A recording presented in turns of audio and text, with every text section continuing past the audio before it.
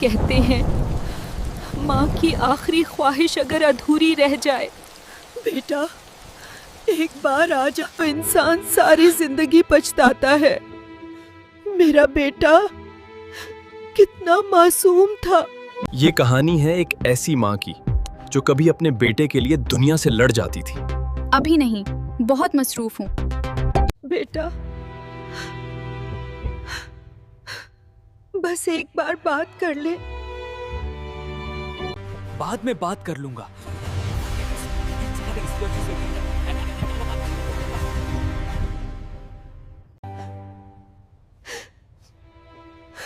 शायद अब आ जाएगा। बेटा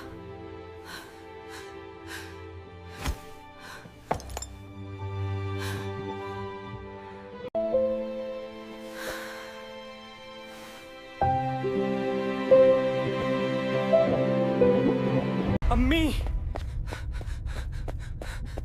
दरवाजा खोलो। अम्मी, मुझे माफ कर दो। काश